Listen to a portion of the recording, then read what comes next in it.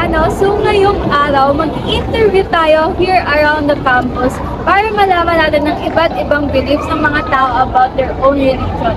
And also malalaman din natin dito kung gaano kahalaga sa kanila ang unity in their religion. So this is an exciting day for us. So what are we waiting for now? Let's go! Go. Hello, hi guys. So for our first interview, here is your name and then your stand inside. I'm actually from CLNJ. I'm Cassandra Iana Nicodobon from Humanity Batangas.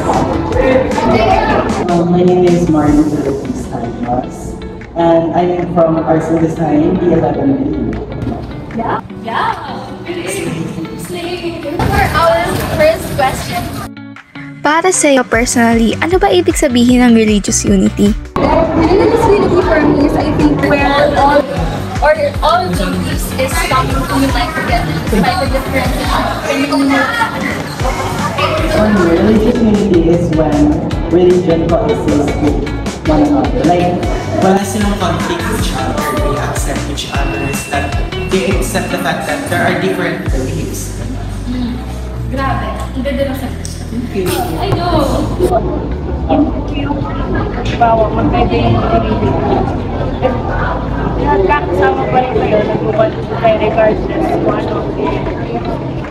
Okay, so medyo ang ganda ng sagot niya kasi when let's say religious unity, you're gonna ignite as one, but you're gonna disregard your religion.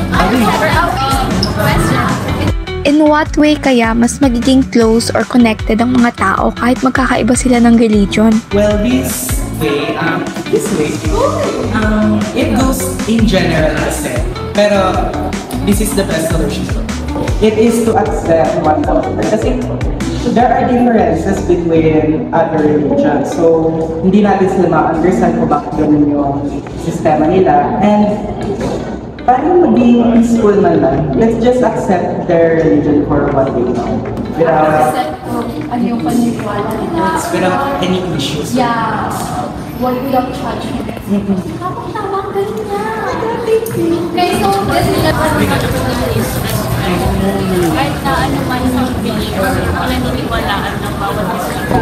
Matuto po tayo ng respeto sa ano man yung pinaniniwalaan. Okay. Respect is one of the greatest, most magandang way para magkaroon ng unity within us. So, for our question, Sa tingin mo, anong mga simpleng bagay na pwedeng gawin ng ordinary people para mas maging welcoming at inclusive ang iba't ibang religion groups? I think it's simple. Just basic respect and humility towards all the religion beliefs. And also, being able to see or put yourself into their shoes. So, ano mo paniniwalaan nila. Whether you're Christian or Catholic and whatever. Like, let's say for example, Christian.